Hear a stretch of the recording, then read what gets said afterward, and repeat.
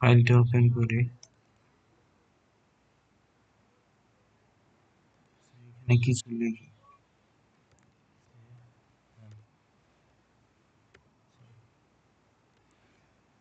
দেখো এইখানে আমি সেম লিখলাম, কিন্তু এই বাংলাদেশ যে আছে এটা কিন্তু ঠিকই থাকলো।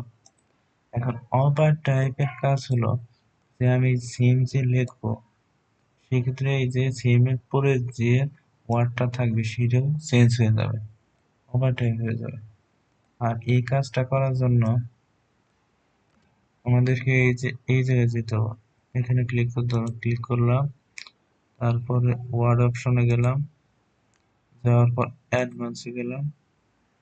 অ্যাডভান্সে যাওয়ার পর এই যে এখানে একটা অপশন আছে, ইউজ দ্য ইনসার্ট কি to control over type mode.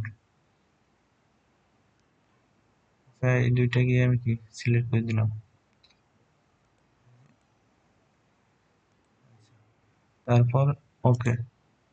এখন দেখো এইখানে যদি আমি কিছু লিখি, যেমন এসি এল ও, আরো যদি কিছু লিখি,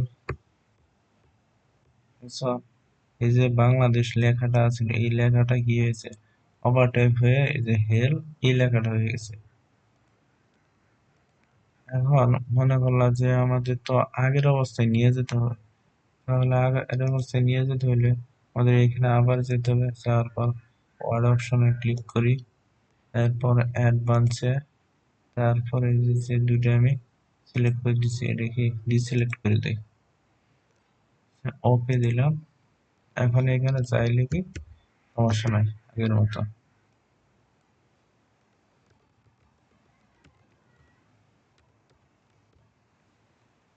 কন্ট্রোল প্লাস এস ফর কি সেভ।